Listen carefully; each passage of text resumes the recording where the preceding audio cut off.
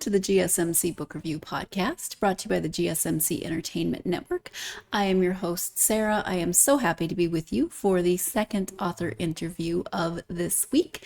As we get started, I would like to begin the way I always begin, which is to ask you to like, subscribe, follow, etc. on whatever platform you are either listening to or watching this podcast on. That really does help us to get the podcast out to more readers such as yourselves, and more readers is never a bad thing.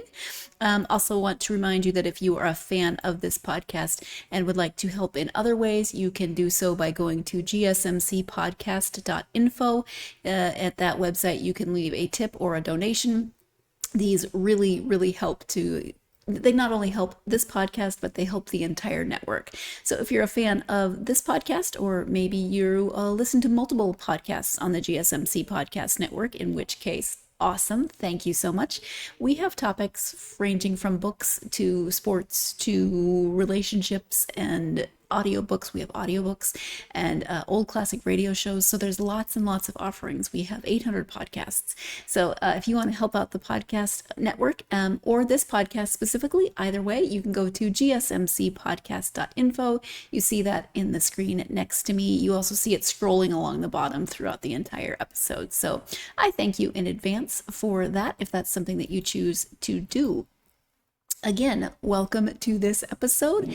It is gloomy. You can see it is gloomy. It's a little dark in here. I've got my lights going, but it's a little darker than it normally is, so I apologize for that.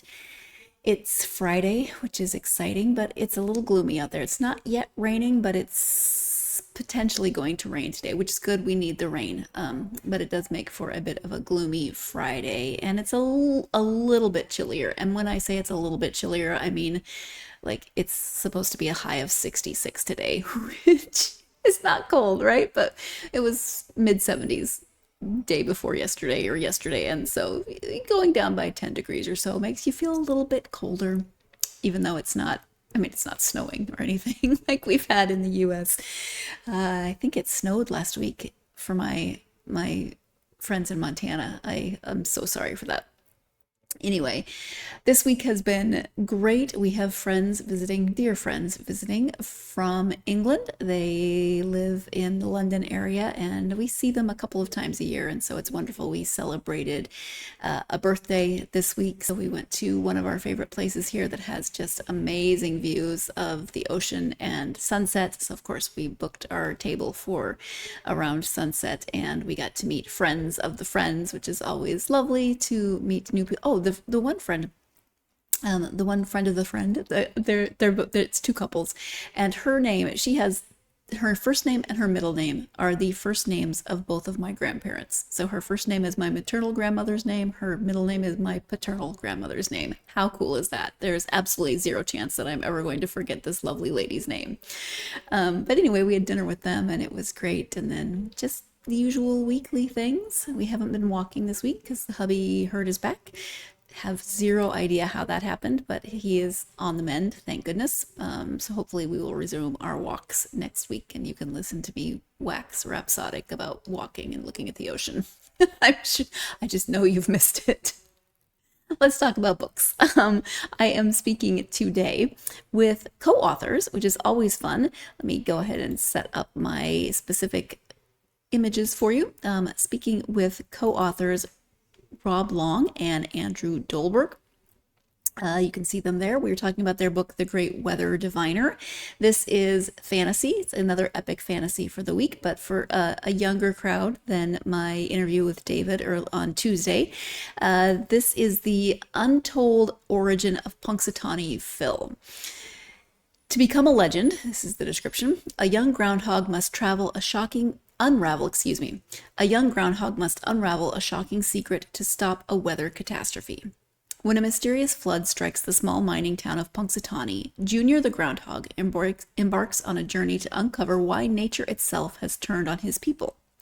As Junior and his new friends adventure through the fantastical world of Erda, he realizes that there's more to his family and their weather-controlling powers than he ever imagined. Junior desperately searches for legendary animal guardians who have always offered help in times of need, but the evil raven overlord Calidus fights to protect a secret that could change Erda forever. Guided by the wisdom of Jill, an ingenious hedgehog, Junior's voyage becomes more than a quest for answers. It's a journey of self-discovery, responsibility, and redemption. As the story unfolds, Junior faces hard truths about climate change and the environment, the weight of legacy, and the magic of storytelling. Can he step out of his father's shadow to save the world? For those who reveled in the action of Redwall by Brian Jacques or the legend of the Guardians of Ga'Hoole by Catherine Lasky, The Great Weather Diviner is a fractured fairy tale with a rich tapestry of fantasy, adventure, and enlightenment. This middle-grade adventure is also beloved by older readers looking for an exciting story with a message.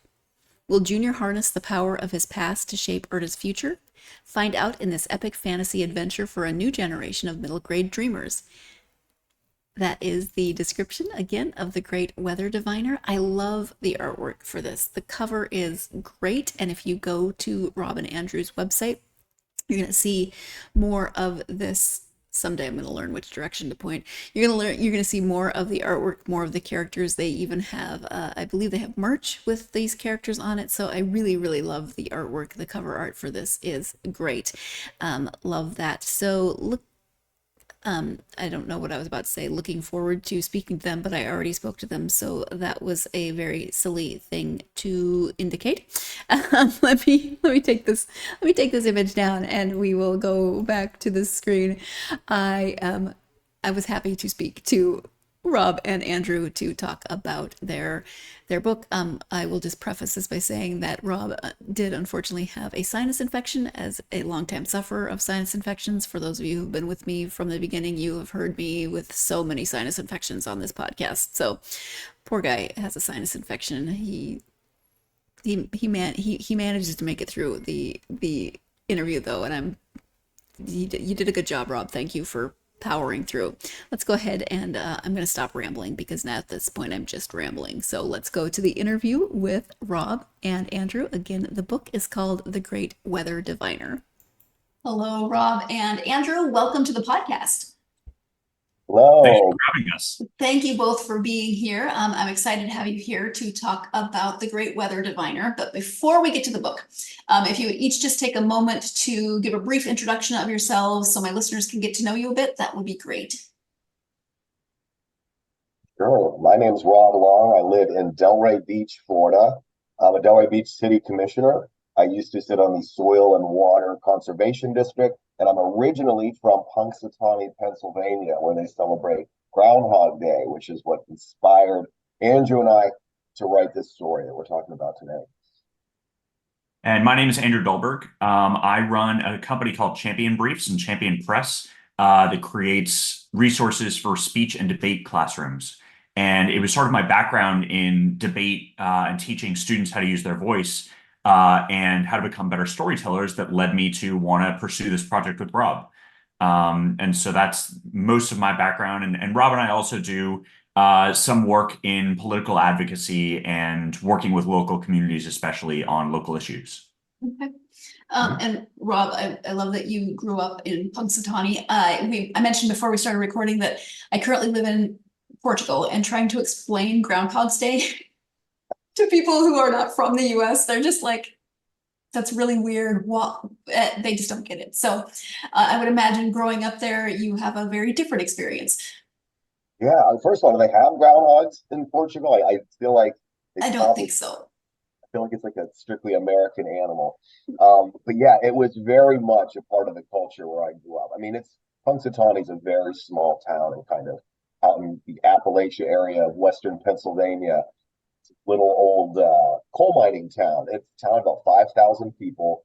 And for about 200 years, they've been doing this ceremony, which has gotten bigger and bigger, and now it's world renowned. And it's where they pull Punxsutawney Phil out of the stump, and he predicts whether there's going to be an early spring or 6 more weeks of winter. And I remember we had the day off school. It was our mascot.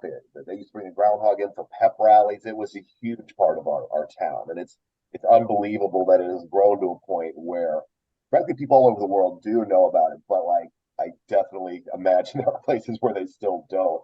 But I'm often surprised how many people do know about it. It's crazy. I've met people from like South Africa that knew what Groundhog's Day and Punxsutawney was, which is pretty incredible, you know. Well, the And movie Sarah, probably it's helped a little bit. interesting. Oh, sorry, go ahead. Oh, sorry. I was just going to say, as part of our process for this, we discovered that people across the US know what our Groundhog Day is, the one that takes place in Punxsutawney. But we also discovered, it's funny that you bring up people in Portugal don't know what it is. We discovered that Germany has their own version of Groundhog Day, celebrated in almost the exact same way, where they look to a marmot to see what the weather is going to be coming up. And from what we can tell, it was kind of developed independently, and they just happened to have the same sort of ceremony. We were able to make some of those fun connections as we were writing the book. And in the time since Groundhog Day and Punxsutawney started up, there have been a lot of other Groundhog Days across the US that have started with other cities claiming that they have the best weather predicting animal. So it's been kind of cool to see that as far as Germany and across the US, we kind of have this weird synergy of Groundhog Day. I have friends from Germany, so I'm going to ask them what they know about Yeah. their version of it. And also, this was the first year that on social media I started seeing some of those other animals, like an armadillo, I think was one of the ones I saw. I could be wrong. But Yeah, and we have an alligator down here in Florida, just because Florida's going to be Florida no matter what well, yeah. context. Yes, but does the alligator wear a top hat? That's the question. So the full name of the book is The Great Weather Diviner, The Untold Origin of Punxsutawney Phil. This is a much better origin story than, I don't know if you've ever seen Jack Frost, the claymation with that version of Punxsutawney. It's weird. So I appreciate yours a lot more. Can you give an overview of the story? Sure. So our story reimagines Punxsutawney Phil and Groundhog Day really as more of a tale about our world than just this fun idea of how to predict the weather. Where we really started as we were having conversations about creating this story was that the idea of Groundhog Day, that we look to an animal in nature to figure out what's going to go on with our world, right? We're all crossing our fingers, hoping that the groundhog is going to tell us it's an early spring. It's a really interesting concept because it is humanity saying sometimes we have to look back to nature. All of this technology that we have, all of this, modern trappings that we have, we still look to nature to really tell us about what's going on in the world. And that's where we started with this. And what it developed into was how can we have a groundhog go on an adventure to tell that same story, to follow the journey of discovering how an animal can become more in tune with his senses in predicting what's going on with nature. And so the book really has that as a core theme. We really focus on conservation and protecting the natural environment throughout the book as a theme. But along that journey is a really fun plot where this young groundhog has to go on an adventure to save his town after they're hit by a flood. And he has to, at its core, learn how to predict the weather to save the day.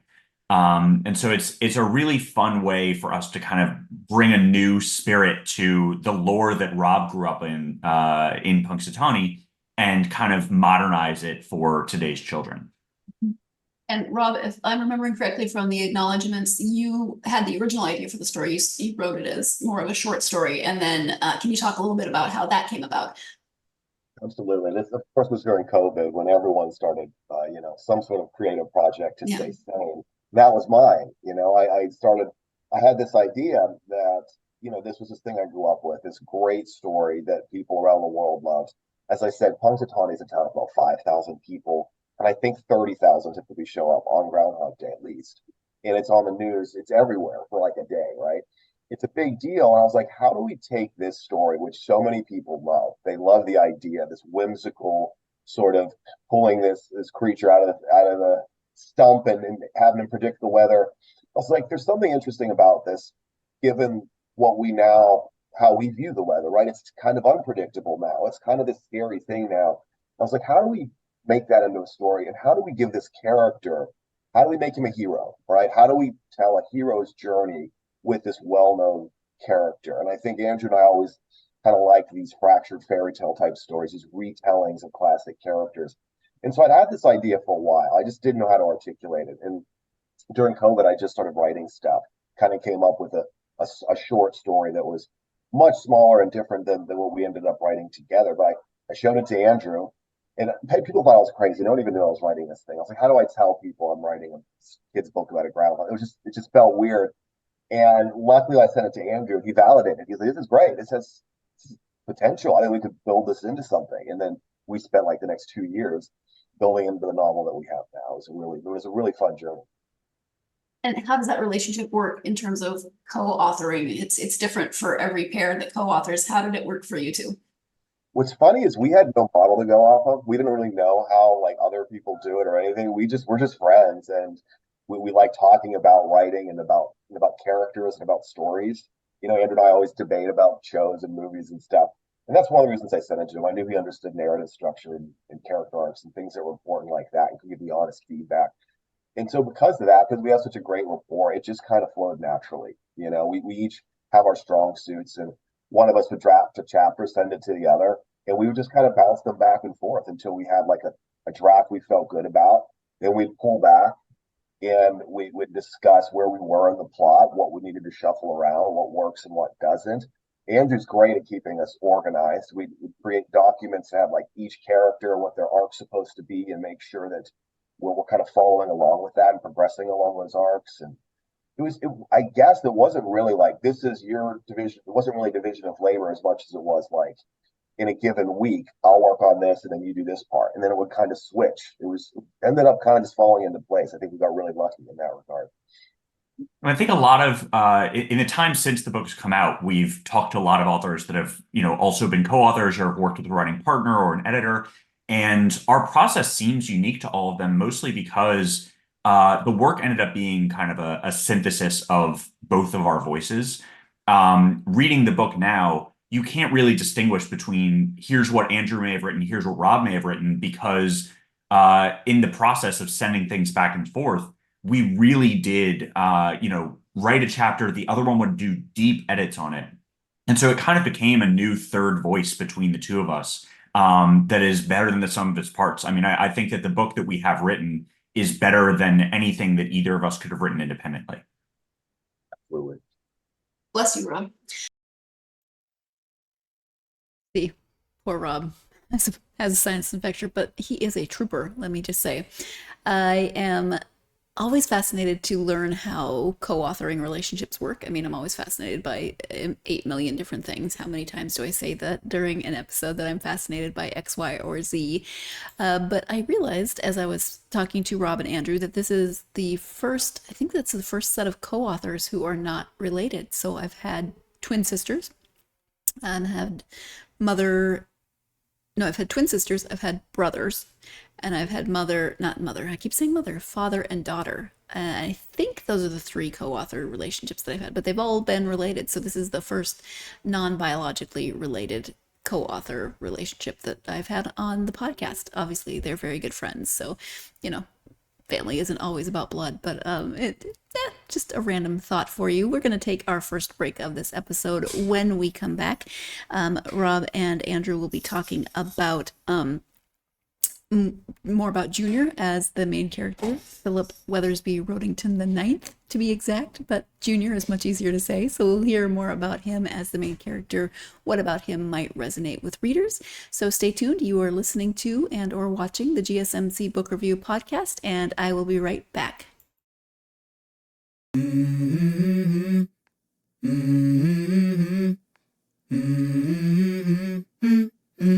Let's go. I wake up to a little bit of drool on my pillow, feel like it's gonna be a bad day. Yeah, I'm tired of shit, and the coffee ain't hit yet, damn, ain't that great. I don't wanna go to work, cause my boss is a jerk, and I'm not even that paid. I need a change in my life, cause I don't feel alive, and there's nothing that makes me happy. Hold my beer for a minute, I'm about to quit my job, cash in for a ticket. I'm going on a trip and I don't plan to visit. I'm gonna stay there till I feel like I'm winning, and this is just the beginning. I need a big change, help me feel like living. I need a big swing, home runs I'm hitting, and I'll never look back, moving on till I get it all. And we all got dreams, we all want things, but what you gonna do for it? How you gonna move for it? What you gonna be? And do you believe you can do anything? Welcome back to the GSMC Book Review Podcast. I am speaking with authors Rob Long and Andrew Dolberg about their middle grade epic fantasy, The Great Weather Diviner.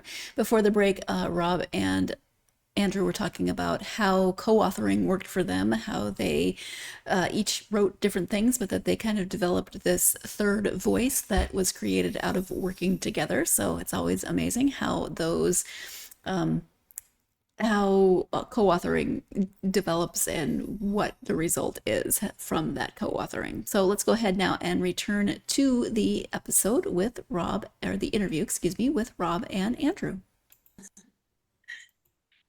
Junior is the main character. He is Philip Rodington the Ninth. Can you talk a little bit about him as that main character and what might resonate with him for readers? And his middle name, which starts with W, and I just blanked on. It's Weathersby. Of course. Yes. Yeah, of course. I mean, so, you know, Junior, as we affectionately call him Junior, he's descended from a long line of weather predictors. And so he has all this sort of pressure on him as a young groundhog to meet this standard that his father has in mind. But at the end of the day, he's just a bored kid that wants to see the outside world outside of his small town. And he's frustrated with his parents. And then when disaster strikes, he wants to go find help because he doesn't feel like you know what's happening is enough. And so, and at a certain point in the story, you know, Junior has to reconcile the fact that the world's changing because of things that, you know, his parents and his parents' grandparents' generation may have caused. And he has to reconcile the fact that he and his generation now have to kind of pick up the torch. It's going to be their responsibility to try and solve these problems that the world has. And we wrote that in a way where we're hoping it's relatable to what young kids are going through today with climate change and this thing that they're inheriting that I think a lot of young kids are very distressed about. And we wanted to validate that feeling for kids. And so we really tried to make that relatable, especially in Junior's character.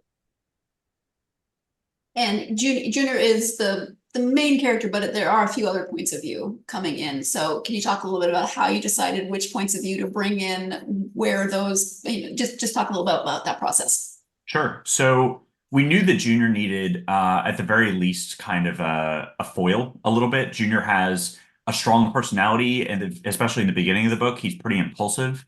And so we needed to surround him with some mature characters that were going to kind of guide him on this journey. And that's how you see a lot of his character development and interacting with these characters and realizing who he's going to become eventually. And so his best friend in the story for most of the time, her name is Jill. She is a hedgehog.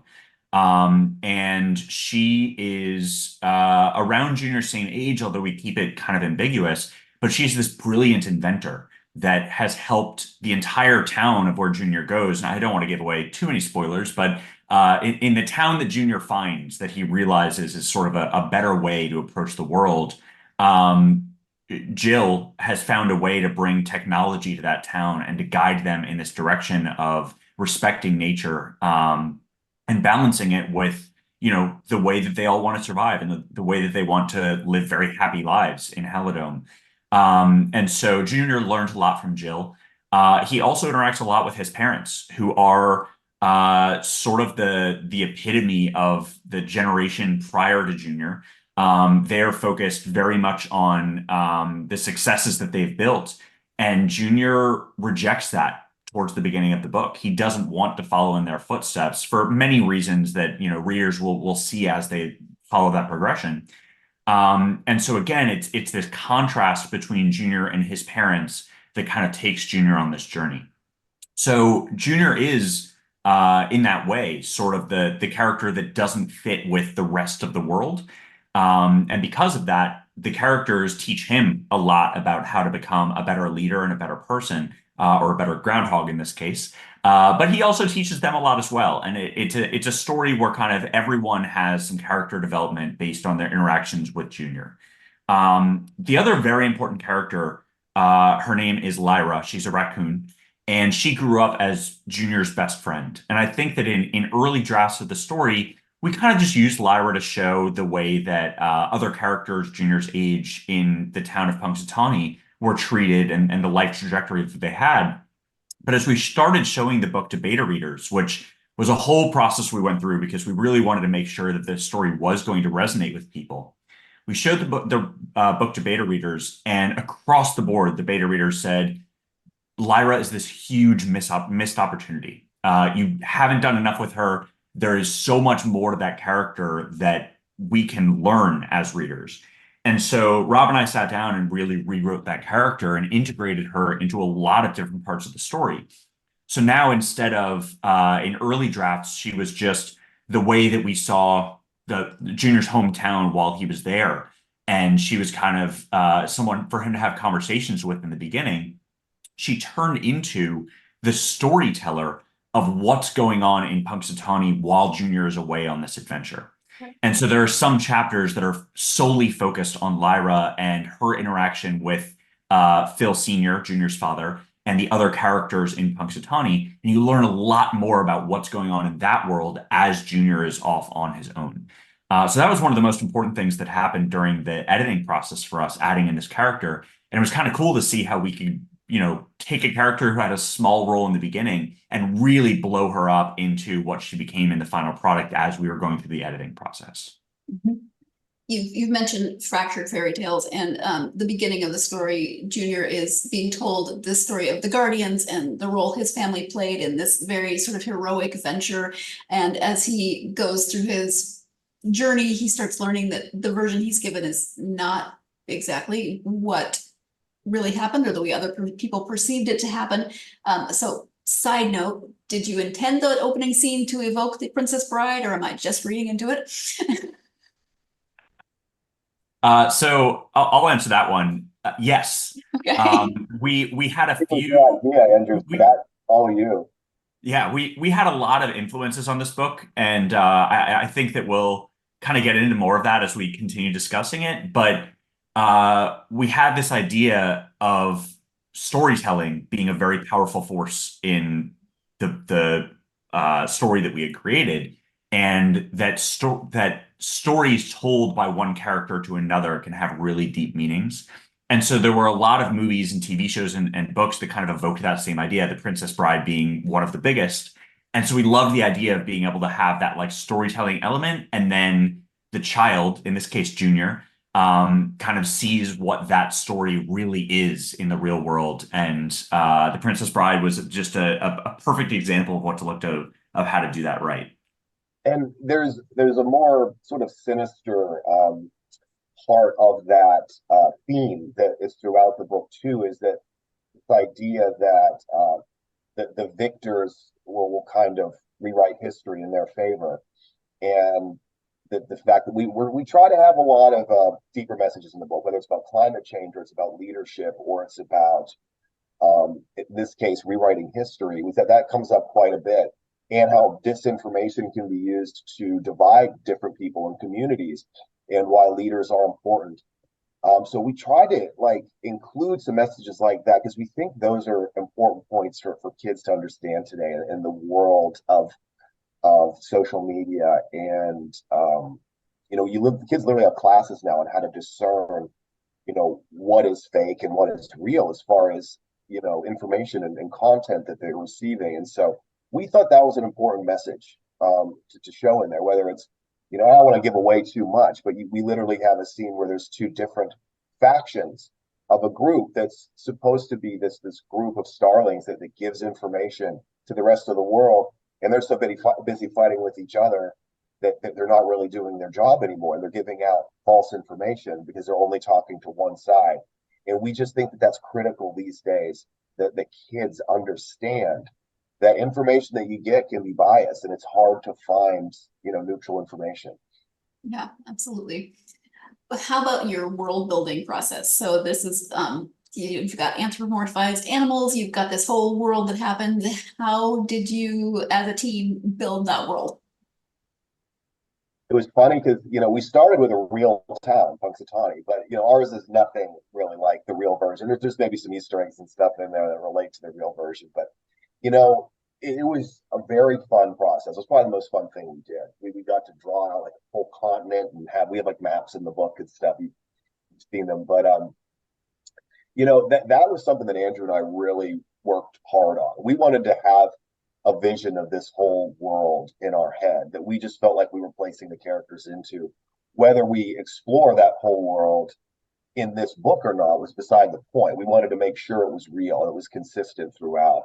And a lot of it is meant to be a metaphor for the real world, and these characters and their divisions and their tribes based on their animal species are meant to represent tribalism. It's kind of on the nose, but we tried to make everything in this world, the culture, even the time period is supposed to represent like the industrial age, right? Like the turn of the century time period, where we're kind of moving from an agrarian society to a more industrial one.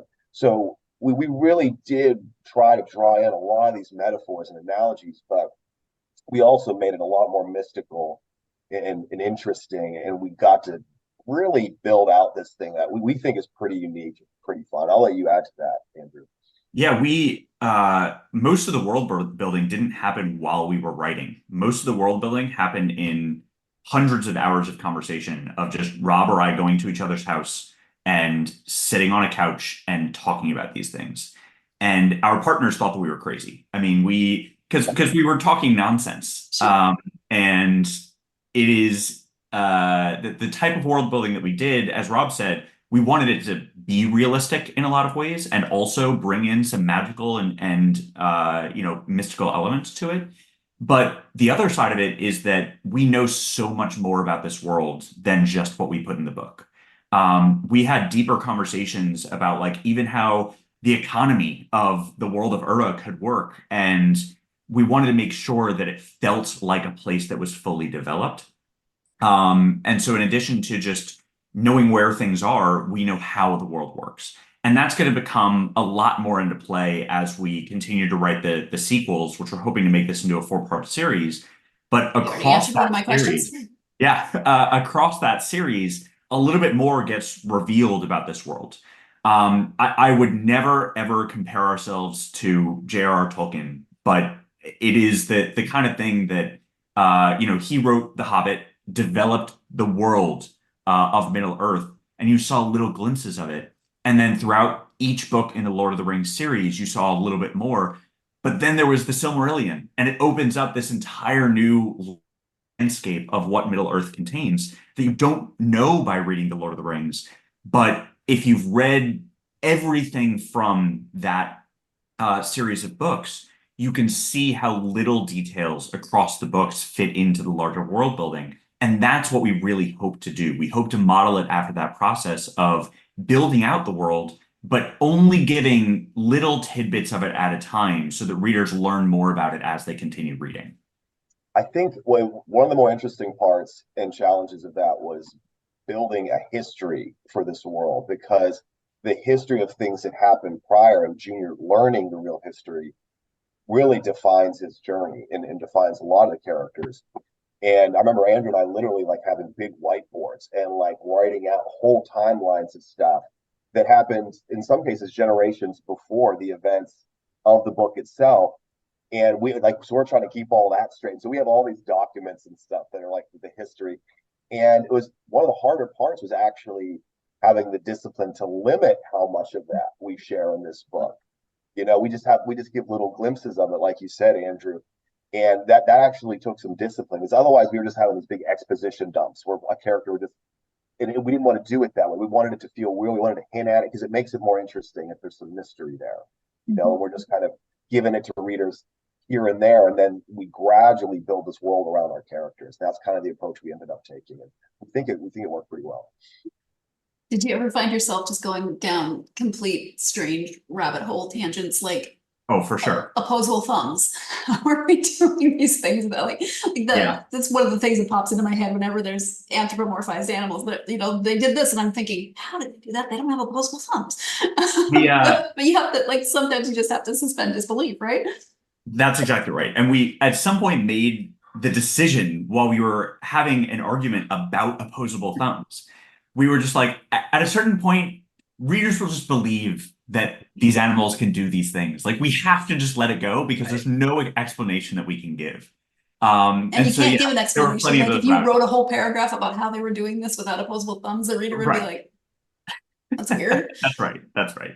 The three So main we, characters all have opposable thumbs. So it's a raccoon, a hedgehog, and a groundhog. They can all like hold, that's true. Right. you know. It was So the we deer, kind I of think, sort of like that threw me. Yeah. Research. With fantasy, sometimes you don't have to do as much research because you can build your own world, but this also has the deeper issues of climate change and endangered species. So how much research did you do? What types of research did you do? That's a great question.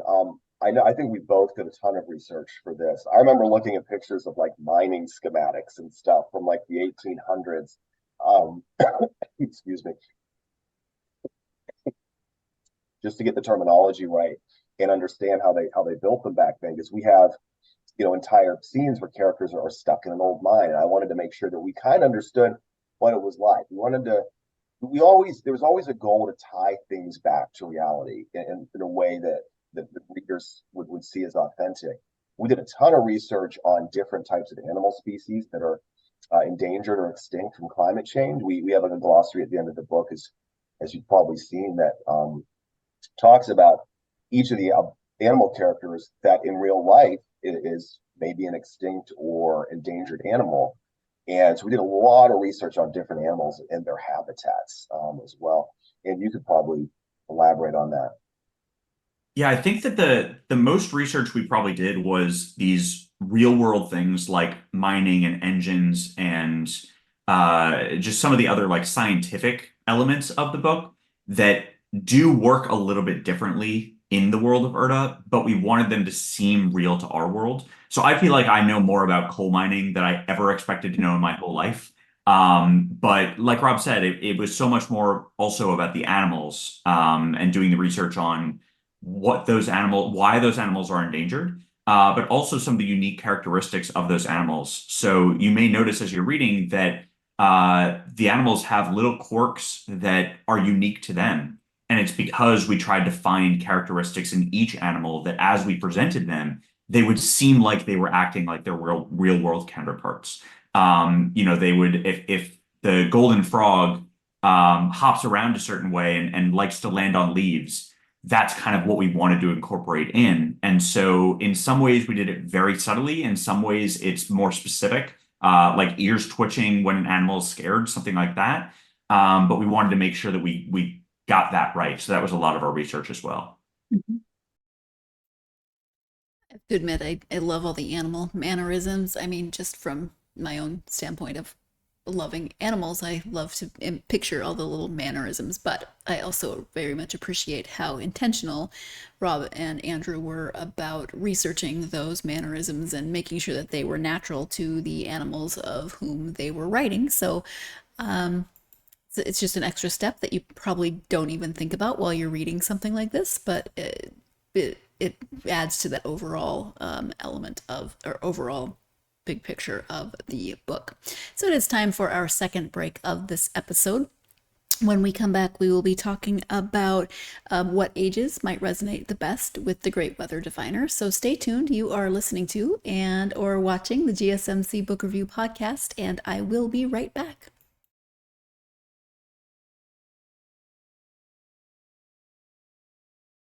For the best and latest podcasts available anywhere, go to the podcast app on your cell phone and type in GSMC to access free content-rich podcasts on health and wellness, book reviews, sports, entertainment, relationships, social media, movies, technology, finance, and even weird news. Subscribe and download the GSMC Podcast Network's family of shows, available everywhere podcasts are found.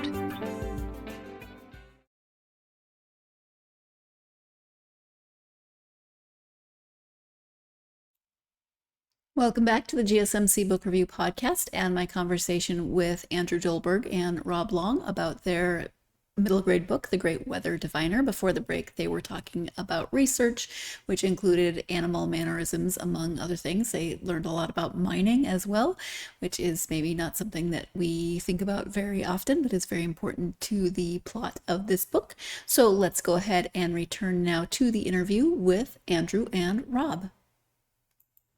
This question is a little bit subjective because it's different for every reader and every family that reads together. But what age group do you think is going to relate the most, or what were you kind of aiming towards for age group?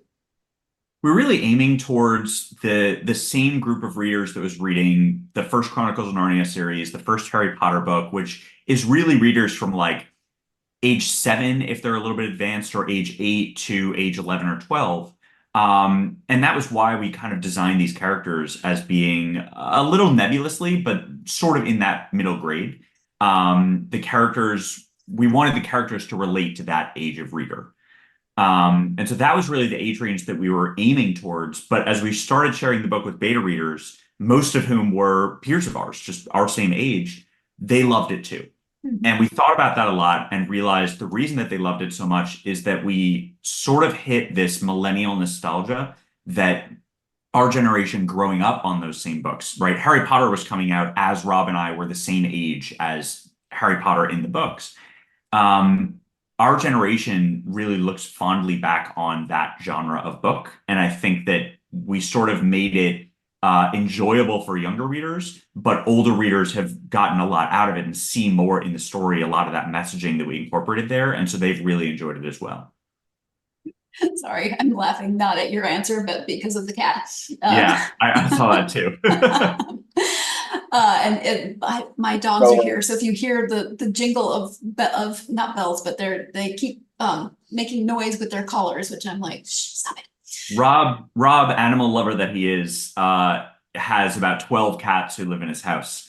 Nice. And so it's a constant process as we're always talking and doing these kinds of things of seeing them in the background. Which cat's going to make an appearance this time? That's Rudy back there. I'm down to 3 now. We had 6. We were fostering a whole litter, down to 3. But that's Rudy. He keeps bringing me his toy because he likes playing fetch. He wants to play. Pay attention to him. What do you hope that readers are going to take away from the book?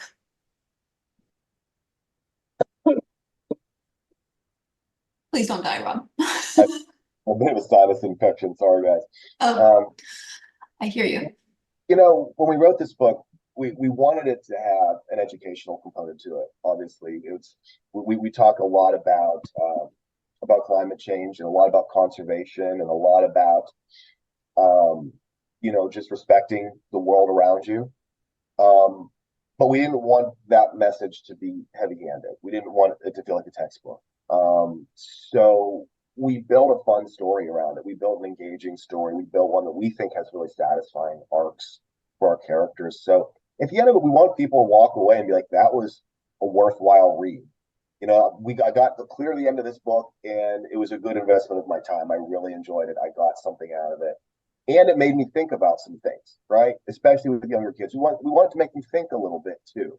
But we want the main purpose of it is it's meant to be a fun, satisfying story for kids and their parents. Andrew kind of alluded to this earlier. We wrote it in a way that we call it the Pixar approach, where you can a grown adult can watch one of those Pixar movies and really enjoy it, kind of on a different level than what their kids do, because it has different messages kind of layered into it, and that's kind of how we tried to write this. We want kids like clear down to 7 years old to enjoy it, but even if one of their parents picks it up and reads it for themselves, they actually get something out of it too. Yeah. So the story itself lends itself to fantasy, but is this a genre you would write in regardless, do you think? Yeah, I think we wanted to write an epic fantasy because we like to read epic fantasy. I think Rob mentioned this earlier. Most of Rob and I's conversations while we're hanging out are about debating books and TV shows and movies. And we just loved to sit together and like watch the newest Marvel movie or watch some other movie that was coming out in that genre and talk about what we liked and didn't like and our thoughts behind it and all of that. And so really we never set out intending to write a specific genre, but it is what we're drawn to because it's what we enjoy consuming as people that love books and TV shows and movies. Sure. I agree. It was really born out of just what we were into. We kind of let that determine our process, which that made it a lot more fun. It felt more natural. We didn't we didn't originally even, I don't know that we defined it as a fantasy. That's just kind of what it ended up being. That's what made sense. Yeah. The book can be read. I mean, it concludes, which is great. It's not a cliffhanger. You wrap things up. I don't want to give things away, but there is a satisfying ending, but there's also it's also open-ended in several ways. So that answered my question of it's hopefully going to be a 4-part series. But can you talk a little bit about what happens next for Phil and Jill and Lyra and just the whole crew? Sure, yeah. It's meant to be a 4-part series, like one for each season. That's kind of how we were picturing it.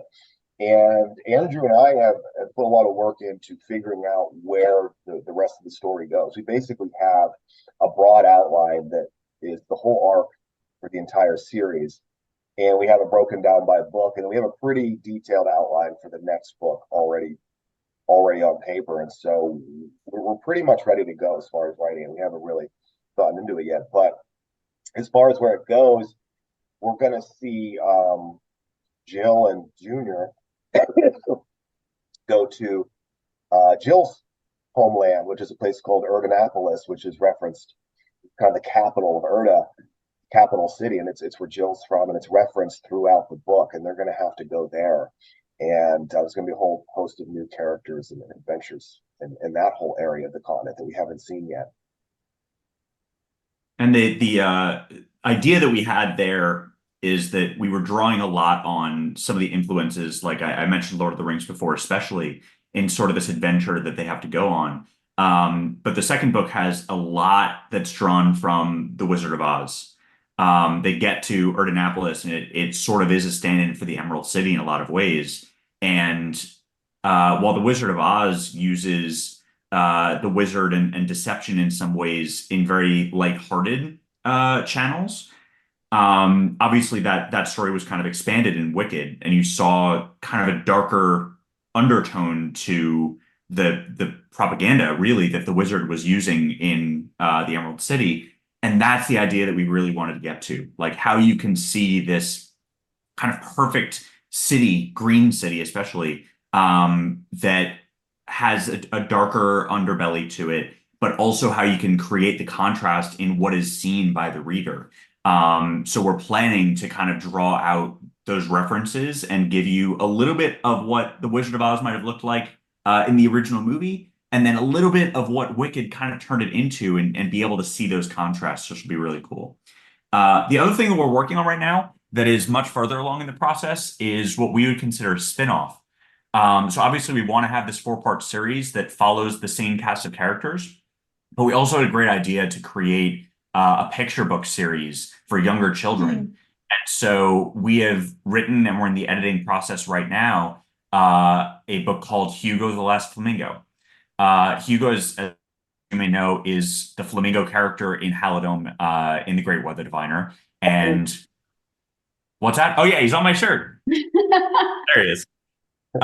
Yes. So yeah, I have this, which is the 4 seasons and 4 of the main characters there. But Nice job so repping your Hugo merch. Good job. Thank you. So Hugo is a little bit of comedic relief in Halidome, but also serves a really important point in kind of guiding Junior on his journey. Hugo, though, is a flamingo living in the mountains and doesn't really fit in. And so Always this picture, cold, poor thing. exactly. This picture book follows his journey of shedding the jacket and going back to the Florida Everglades, which is very near and dear to our hearts, and exploring the Everglades to try to find other flamingos like him. And so we're really excited for that to kind of be the next project that comes to readers, even though it might not be the same age group of people reading it. But we've put a lot of love into that story, and we've enjoyed where it's taken us.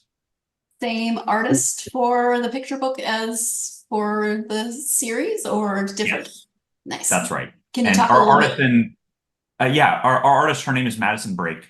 We were introduced to her through our publisher, and she created the cover of the book, which you can see behind me here, but readers can see that in a little bit of a bigger way on our website or on yours. And after we saw the cover, we said, we love this so much. You capture our characters perfectly. We want you now to draw more of our world. And so we had her create t-shirts and bookmarks and all kinds of other merch, as well as some other images that just kind of show the greater world of Erda. And we've really loved sharing all of those drawings with our readers because, you can kind of see the world in your head. We do, I think, a good job of describing what this world looks like. But once you see it on the page, especially in the beautiful artwork created by Madison, it really brings a new dimension to it. Yeah, the artwork is amazing. About Thank our you. work, about Madison. She's been amazing to work with. We're very lucky to have her. Yeah. You came to writing this through a pretty specific process, but was writing something that either of you had really thought of growing up, or, is this something you thought you always wanted to do, or just because of the specific story? How did that work for you? I think both Andrew and I write a lot in our jobs, but it's not really creative writing, I know Andrew's been involved with debate and, really knows how to run marketing campaigns and email campaigns and stuff. And there's a lot of that kind of writing. And I've been writing a newsletter for years in my various elected roles. And so we're both like adept at just sitting down and writing out our thoughts in an organized way, I guess. But I don't think we've done a ton of creative writing. I've had an inclination to get out of my comfort zone and do it until it's like, you know what do I have to lose? Grateful that I had that moment. And that's kind of what I tell people now who I talk to. We get to the great part about this process, which is we're learning a ton about now, which is the process of selling and marketing your book, is we get to do all these book signings and events and meet other. It never fails. Every time I write a book signing, someone comes up and they're like, I've been wanting to write a book and I just don't know where to start. And every time I have that conversation with someone, I love it. And I tell them the same thing. I'm like, listen, I could learn the same thing like 3 years ago. And the most important part is just do it. Yeah, I was just going to say, very similar to Rob, I never really set out to say I want to be an author when I grew up. When I was a kid, I wanted to be a dentist. And, as I got older, I kind of just fell in love with debate because it gave me a lot of confidence. And so I started doing debate and helping students learn the practice of debate and public speaking as my full-time job. Never really seeing that, I would someday write a book. But now, as I'm doing a lot for the book, I do a lot of school visits. We have a good division of labor in what we do now to kind of promote the book, and I'm the one that does most of the school stuff. And what I tell students as I'm doing like creative writing seminars or just talking to them about the book is that I never saw myself being an author. But when I was in third grade, I remember writing on my family's personal computer, because back then that's what you called them, the story of JJ the lizard.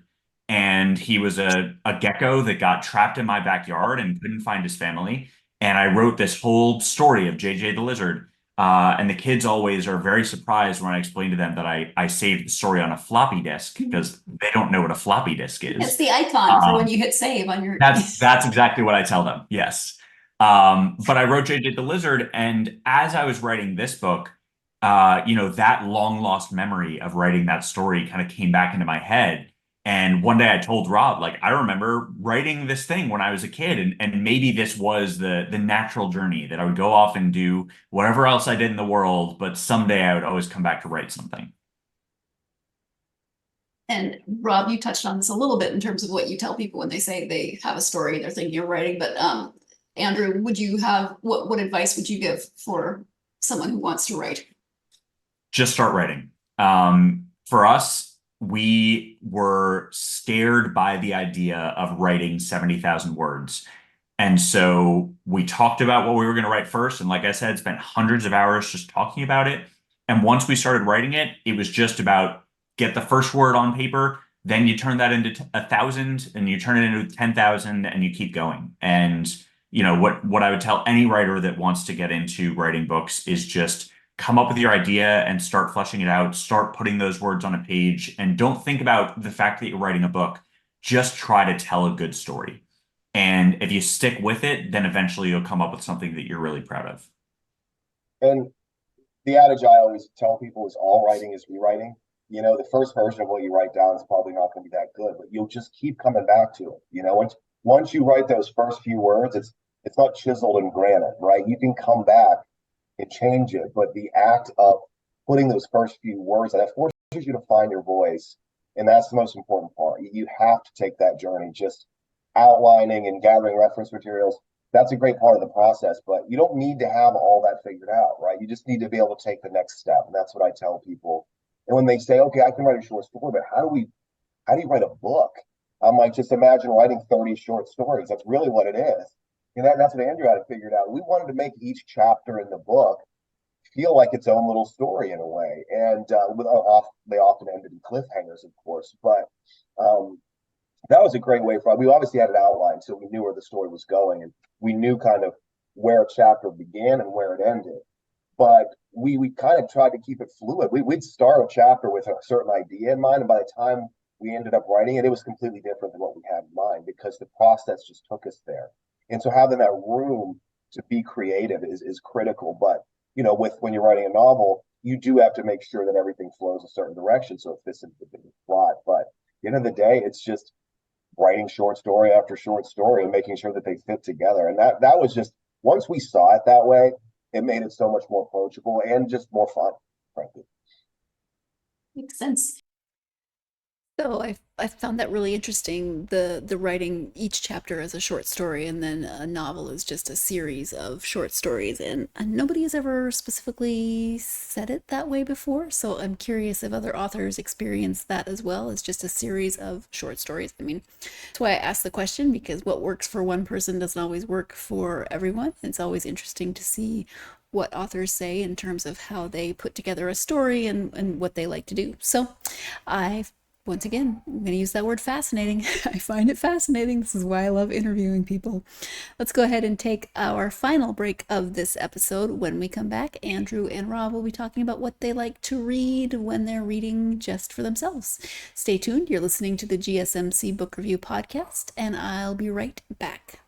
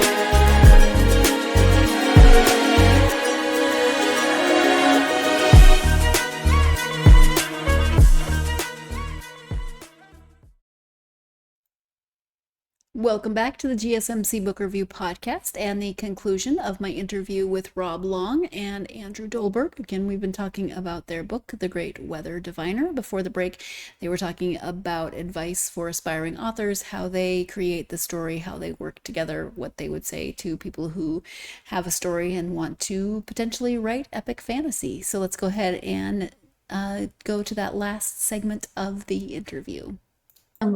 Most writers are readers, and you've already mentioned, Tolkien and C.S. Lewis, The Wizard of Oz. Actually, this is the second interview in a row that has mentioned Tolkien and L. Frank Baum. So it's a theme of my weekend. But now, when you take the time to read, just for you, what are some of your go-to authors? So I kind of read all over the place. I try to never have my next book fit the same genre as my last book, and so I'm really all over the place. Right now, I'm reading The Girl with the Dragon Tattoo, which, although I've always been kind of a voracious reader, I never came around to that. And that's one of the greats, I think. But I find that I kind of bounce between genres that are kind of a weird take on our world. My favorite book of last year was a book called Shark Heart, which is a romance featuring a couple, and one day they go to the doctor and the guy finds out that he is slowly turning into a shark. It sounds absolutely crazy, and it was one of the most beautiful books I've ever read. And so I'm really all over the place. But like you said, when it came to the things that influenced me the most, it was what I like to read, and that the epic fantasies that I've read, whether it is Lord of the Rings or Chronicles of Narnia or Harry Potter or even like the Warriors series, which is about a group of cats that goes on these big adventures, or the Redwall series, which has a lot of influences in our book. Yeah. Those were the things that I loved reading growing up, and that I still constantly come back to every once in a while. Sure. Rob, how about you? Yeah, I share a lot of those. I mean, the Redwall series was obviously very sort of influential in our books, and even books like Watership Down and stuff like that. And I think one of the series I just finished was I read a lot of fantasy, so I just finished Brian Sanderson, the Mistborn series. Those because there's a great example. Welcome back to the world, then. And it's just he does a great job of building a series that has a satisfying ending. And I'm really interested in books that really stick the landing when it comes to taking readers on that long of a journey and making it all tie together. I really like that. He does a great job with that.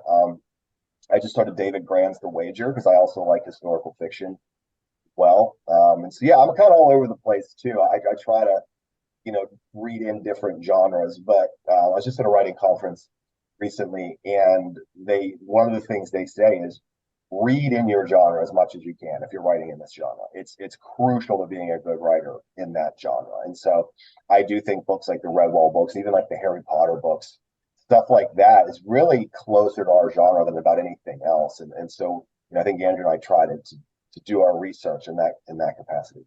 Sure. If people want to know more about you and the series, your books, I know you have a website, so if you can share the website as well as any social media that you are active on, whether together or separately. Yeah, our website is greatweatherdiviner.com, or you can also get to it by going to groundhogbook.com. And you can find us on Facebook or on Instagram at Groundhog Book. So facebook.com/groundhogbook, or just search for Groundhog Book. And our website, you can get a signed edition of our book directly on our website, but the book is also available wherever books are sold: Barnes & Noble, Amazon, your local bookstore. And we encourage readers to go wherever they love to find books to find us as well. Okay. And one other plug I'll give is that we are currently finalists in Chanticleer International Book Awards for the Gertrude Warner Award, which I believe actually that ceremony was over the weekend. But we're finalists for that, and that's something we're really, really excited about and grateful for. That's great. Congratulations. Thank you. So you got that in. Good. Is there anything else, though, that we haven't touched on that either of you want to make sure you highlight during this time?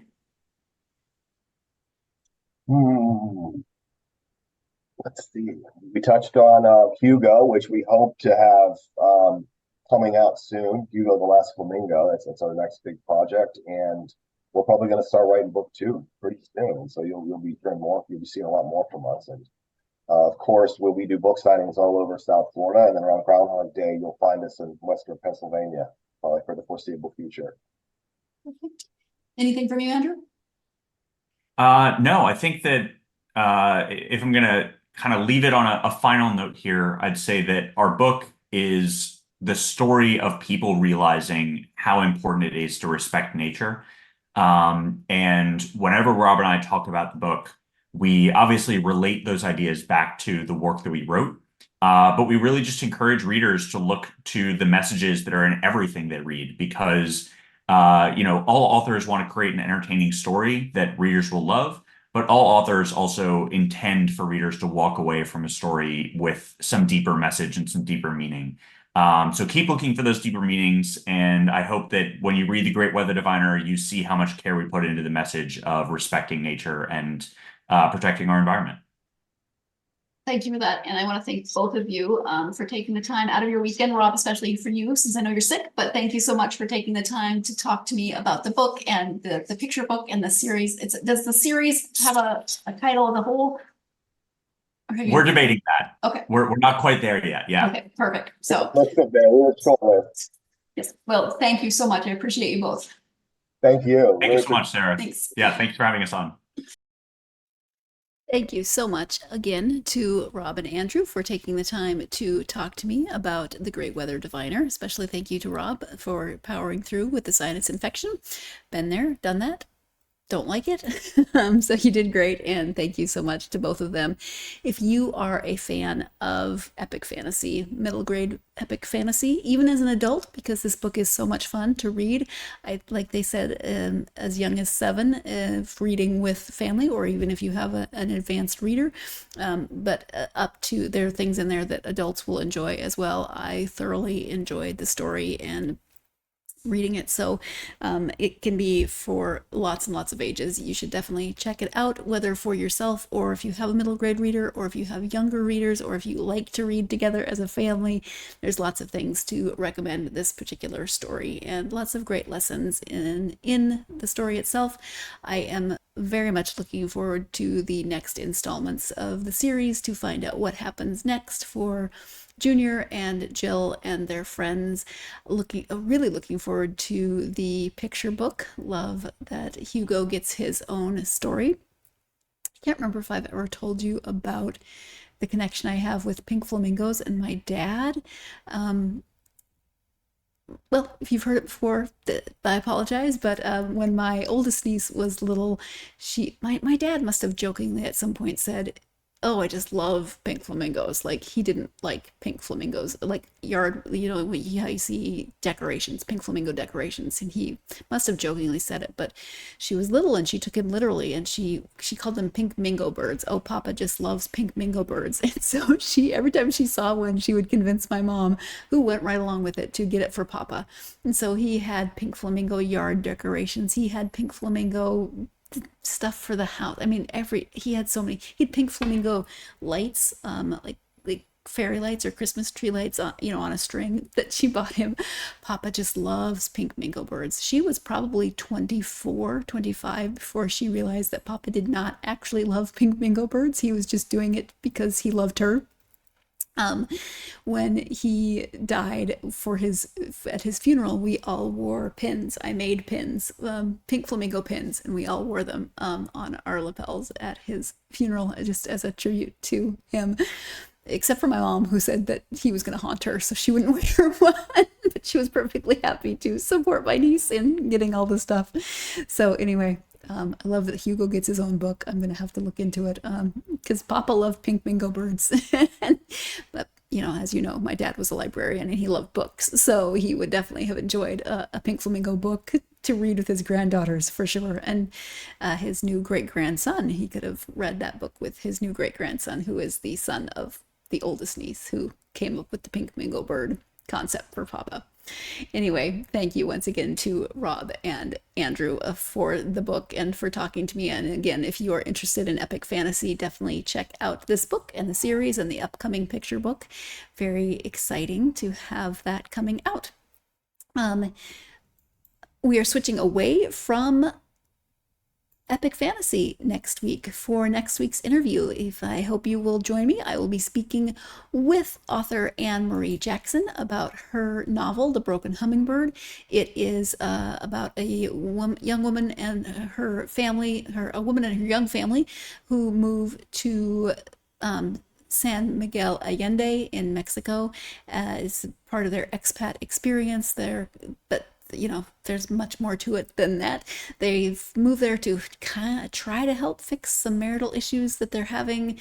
Then but it's about, their marriage, figuring out that relationship, raising children in a different country, her relationships in that different country as she meets different people and gets involved in a nonprofit and different things. So lots of different layers to this story. I'm looking forward to speaking to Anne-Marie. I know that she also lives as an expat in this same area, so looking forward to hearing about her experiences and how they influenced the writing of The Broken Hummingbird. So I hope that you will, as I said, join me on the next episode for that interview. In the meantime, if you have not done so already and you want to help the podcast out, you can do so by liking, following, subscribing on whatever platform you are listening to or watching this podcast on. That is a great help. Thank you. You can also you can leave a review as well. Also really helpful. Doesn't have to be elaborate. 1 sentence, a star, hopefully 5 stars, please. But it can be starred or written. Either way, it helps the podcast get out to more readers such as yourselves. And then finally, if you're not following the podcast on social media, you can find us on Facebook, X, Instagram, and TikTok. I try to post about each interview when they come out, and also after I do an interview to give you a preview of the upcoming interview, or the upcoming episode with the interview. So follow on social media and tell me what books you have read from the authors I have spoken to, and just tell me what you're reading in general, because like I say, I'm nosy. I love to know what people are reading.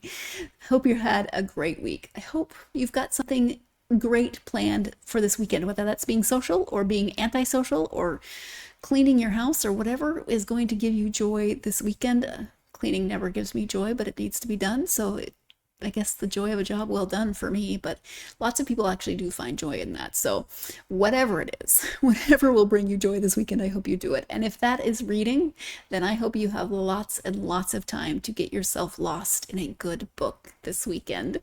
Talk to you next time. Thank you so much.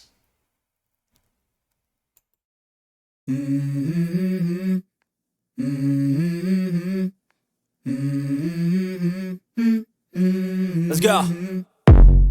I wake up to a little bit of drool on my pillow, feel like it's gonna be a bad day. Yeah, I'm tired of shit, and the coffee ain't hit yet, damn, ain't that great. I don't wanna go to